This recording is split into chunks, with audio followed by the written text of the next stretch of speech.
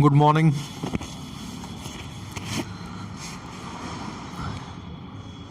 Homeopathic doctors इस बात को समझते ही हैं कि ह्यूमन बींग्स या होम्योपैथिक प्रिस्क्रिप्शन में ह्यूमन माइंड, उसका परसेप्शन और उसका बिहेवियर, उसकी सोचने का जो प्रोसेस होता है वो दवा के प्रिस्क्रिप्शन में कितना मायने रखता है। माइंड सिम्टम्स, एटीट्यूड, बिहेवियर, चलने का तरीका, बात करने का तरीका, हर चीज़।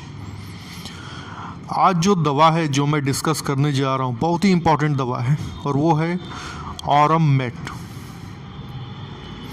दोस्तों, ऑरम मेटेलकम एक ऐसी पर्सनालिटी जो हमसे बहुत क्लोज रहती है। हो सकता है वो हमारे घर में हो, हमारे आसपास हो, हमारे रिलेशन में हो, हमारी फ्रेंड सर्किल में हो, लेकिन वो बहुत ही ज़्यादा साइलेंट रहते हैं और जब तक हम उन्हें समझ पाते तब तक वो सुसाइड कर चुके रहते हैं। जी हाँ, ये एक सुसाइडल टेंडेंसी वाली रेमेडी है, लेकिन इसकी वजह रहती है, एक पैथोलॉजी चलती है शुरू से। Depression, loathing of life, life उनके लिए लोथिंग हो जाती है। जो आरम पेशेंट होते हैं, ऑरम मेटेलकम, वो बहुत चार्मिंग होते हैं, बहुत चार्मिंग होते हैं। आप उनको देखकर समझ ही नहीं सकते कि उनके दिमाग में चल क्या रहा है। वो इंडस्ट्रियस होते हैं, इंडस्ट्रियस मतलब हार्ड वर्किंग। वो अक्सर समाज में एक अच्छे पोजीशन पर रहते हैं, पैसा उनके पास अच्छा रहता है। इमोशनल लेवल पर वो थोड़े वीक होते हैं। They do very hard work. और जो पैसा है, पैसा वो उसको अपने ईगो पर लेकर चलते हैं। वो इस चीज़ को ये सोचते हैं कि ऑरम अपने आप में गोल्ड है और ये दवा गोल्ड से ही बनती है, तो गोल्ड मतलब मनी, प्रॉपर्टी। वो प्रॉपर्टी को अपने फ्यूचर क्या कहते हैं, सिक्योरिटी को बहुत इम्पॉर्टेंट मानते हैं कि मेरे पास अगर पैसा है तो सब कुछ मैं मैनेज कर लूँगा, पैसा अगर नहीं है तो कोई फिर सुनने वाला नहीं है या मैं कुछ भी मैनेज नहीं कर पाऊँगा। जैसे कि कभी अखबार में छपता है कि फ़लाने की नौकरी जाने वाली थी, एक मंदी आई और उसने अपनी बीवी बच्चों के साथ खुदकुशी कर लिया। ये होता है ऑरम। ऐसा नहीं कि पैसा उसको दिखाने के लिए चाहिए, वो पैसे को हाई सिक्योरिटी पर्पस से लेकर चलते हैं। ये ऐसे लोग हैं जो खुद को अपनी बाहरी जो दुनिया है इससे अलग मानते हैं। ये खुद को थोड़ा सा दूर रखते भी हैं। इनकी लाइफ में कोई ऐसा फ्रेंड या ऐसा पार्टनर नहीं होता जिनसे ये अपनी सारी भावनाओं को, सारी फीलिंग्स को बहुत ज़्यादा फ्रीली शेयर कर सकें। एक तो इनका ये नेचर होता है कि अपनी फीलिंग्स को, ये जो नेगेटिव फीलिंग्स है इसे ये सप्रेस बहुत करते हैं, बहुत ज़्यादा सप्रेस करते हैं। ये चाहते नहीं कि वो किसी के सामने आए। कंडीशन कितनी भी बुरी हो, ये किसी से जल्दी उधार नहीं लेंगे। कोई भी हेल्प मांगने से ये कतराते हैं, बचते हैं। ये इनका एक नेचर होता है, स्वभाव होता है। इनके पास हाई प्रॉपर्टी होती है। ये हाईली इंटेलिजेंट और इंडस्ट्रियस होते हैं, लेकिन इसके बावजूद एक तरह का डिससेटिस्फैक्शन होता है अपने काम को लेकर, अपने रिलेशंस को लेकर के, अपने जॉब को लेकर के, हर चीज़ से लेकर के एक डिससेटिस्फैक्शन इनके अंदर बना रहता है। ऑरम जो पेशेंट होता है वो क्रिटिसिज्म को लेकर के बहुत ही ज़्यादा सेंसिटिव होता है। अगर किसी ने उसको क्रिटिसाइज़ कर दिया तो वो उसके बारे में सोचने लगेगा कि ऐसा क्या हो गया, मैंने क्या कर दिया, कहाँ से कमी रह गई। और गुस्सा तो नहीं होगा, शुरू में नहीं होगा, जब पैथोलॉजी एडवांस होती है तब वो गुस्सा होता है, लेकिन शुरू में इस चीज़ को लेकर के वो ओवर थिंकिंग करने लगता है। कभी उसने कोई बात किसी से कही और सामने वाले बंदे ने कुछ गलत तरीके से उसका रिस्पॉन्स दे दिया या गुस्से में दे दिया या ऐसा दिया जो रिस्पॉन्स शायद नहीं देना चाहिए था या नहीं पसंद आया, तो वो ये नहीं सोचेगा कि सामने वाला किस मूड में है, किस कंडीशन में है, कैसे क्या कर रहा है। उसे वो चीज़ इतनी बुरी लग जाएगी कि अब वो सोचेगा कि आगे रिलेशन कंटिन्यू रखने की अब कोई वजह नहीं है। इतनी ज़्यादा निगेटिविटी अंदर आ जाती है, वो गुस्सा आ जाता है। देखिए आरएम पेशेंट जो है बहुत ही ज़्यादा सेंसिटिव होता है और वो इन्हीं चीज़ों को बुरा मानता है जहाँ पे वो गलत है। आरएम जो पेशेंट होता है, आरएम मेटल कम मेल या फीमेल, इनजस्टिस, दे फेवर इनजस्टिस। वो किसी के साथ कुछ भी ना गलत कर सकते हैं ना गलत होते हुए देख सकते हैं। वो दूसरों के लिए भी बहस कर लेंगे अगर किसी के साथ कुछ गलत हो रहा है तो। और वो अपना वेल्थ शेयर करते हैं, जो उनके पास पैसा है वो अपने दोस्तों के साथ, रिलेशन के साथ पूरा शेयर करते हैं। इनकी समस्या ये है कि जो वो शेयर कर रहे हैं इमोशनल लेवल पे वो कमज़ोर होते हैं, तो जो वो शेयर कर रहे हैं वो उन्हें वापस वेल्थ तो नहीं लेकिन उसके बदले उनको केयर, अफेक्शन, लव वापस मिलता है या नहीं। अगर वो नहीं मिलता है तो वो उन्हें बहुत ज़्यादा हर्ट करता है।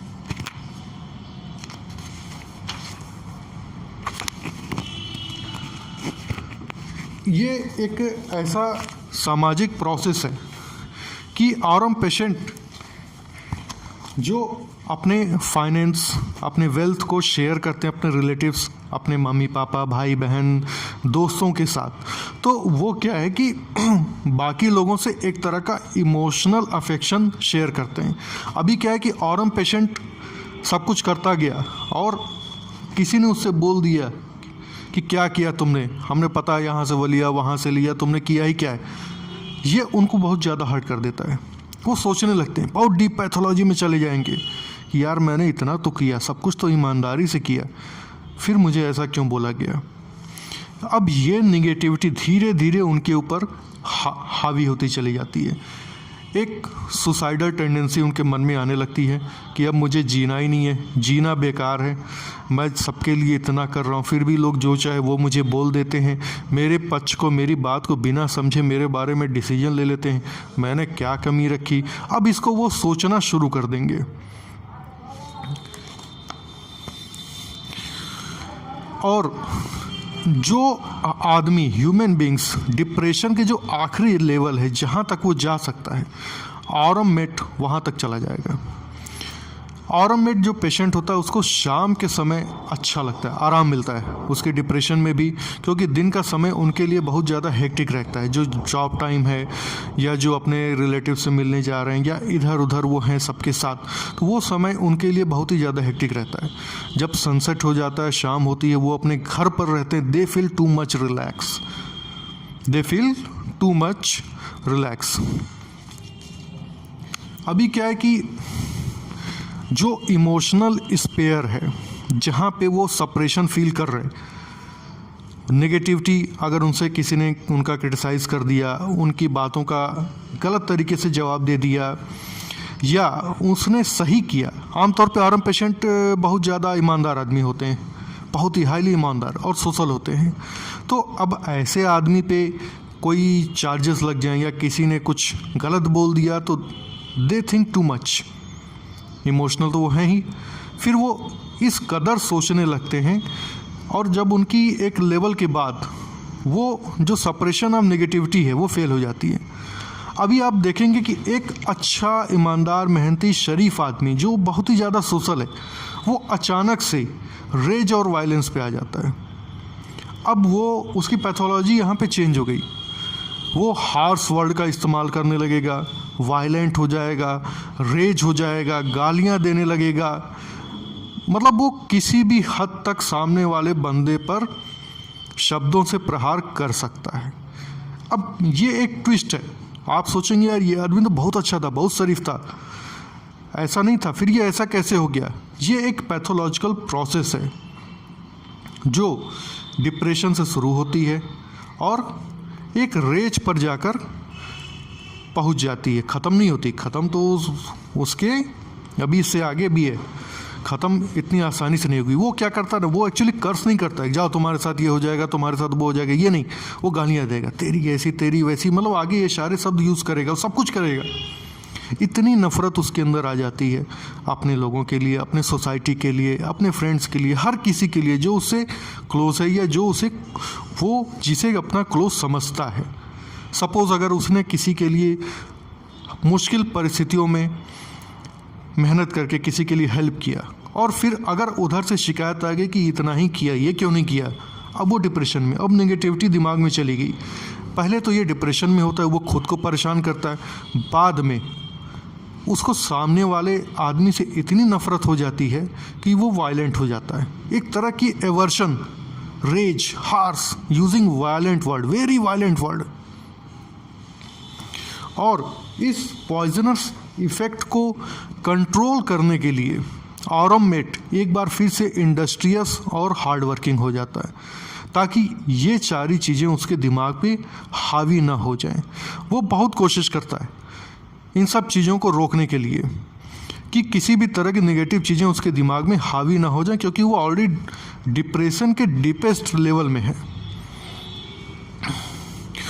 बाद में इनको ये ऐसा एहसास होता है कि यार मैंने सब कुछ तो किया, सारी जिम्मेदारियाँ उठाई, सारे पेन उठाए, फिर भी मेरे लिए ऐसा क्यों होता है या मेरे साथ ही ऐसा क्यों होता है।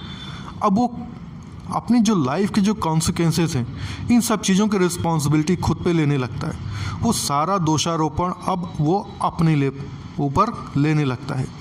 अब यहाँ से एक नई पैथोलॉजी शुरू होती है। अब वो खुद को कर्ज करता है कि ऐसा क्यों हुआ, इन सब चीज़ों का मैं जिम्मेदार हूँ।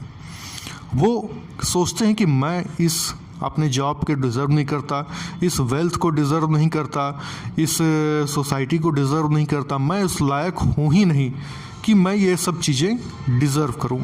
अभी क्या है कि जब ये फीलिंग आ गई कि मैं ये इस लायक नहीं हूँ कि ये सारी चीज़ें डिज़र्व करूँ, तब बचता क्या है? सुसाइड। ऑरम जो पेशेंट होता है हमारे आसपास रहते हैं, लेकिन आप एक दिन ऐसे ही देखेंगे कि फलाने जो है छत से, मतलब अपने बिल्डिंग से कूद करके मर गया। आप सोचेंगे सब कुछ तो था उसके पास, पैसा था, गाड़ी थी, सब कुछ था, लेकिन फिर ऐसा इसने क्यों किया? Because of deep pathology, because of deep pathology and because वो बहुत लविंग होते हैं, बहुत रिस्पॉन्सिबल होते हैं, बहुत हार्ड वर्किंग होते हैं। सबसे ज़्यादा ऑरम पेशेंट बहुत ज़्यादा ईमानदार होते हैं, जो सोसाइटी से बार बार हर्ट होते हैं और एक दिन अचानक वो खुदकुशी कर लेंगे। ये बात वो बस अपने डॉक्टर को बताते हैं और किसी को नहीं कि मैं मरने जा रहा हूँ। They will take the decision और सुसाइड कर लेंगे। बाद में इनकी जो वर्क स्ट्रेटजी होती है वो फेल हो जाती है।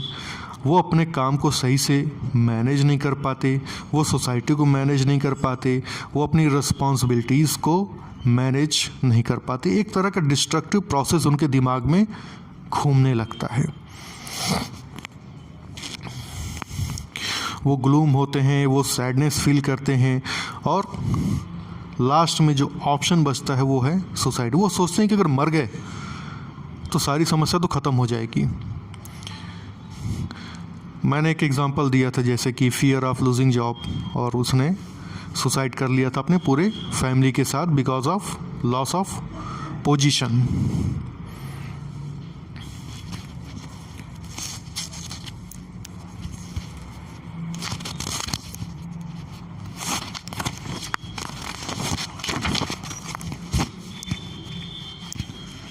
जो आराम पेशेंट होता है, अगर वो किसी ऊंचाई वाली जगह पे जाता है, जैसे किसी पहाड़ पे गया या किसी ऊंचे मकान पे खड़ा है, तो उनके अंदर एक इंटेंस फीलिंग आती है कि मैं यहाँ से कूद जाऊँ। अगर मैं कूद गया तो सारी समस्या का समाधान हो जाएगा, मैं मर गया तो मैं नहीं रहूँगा और फिर समस्या भी कोई नहीं रहेगी। तो ऐसे पेशेंट जब किसी भी ऊँचाई वाली जगहों पर जाते हैं, चाहे ऐसी जगह जहाँ कूदने से वो मर सकते हैं, तो वो ये थॉट्स उनके दिमाग में आने लगते हैं। आजकल एक नया फैशन चला हुआ है, जैसे गाड़ी को जा कर के दीवार से लड़ा देना या नदी में कूद जाना है, किसी भी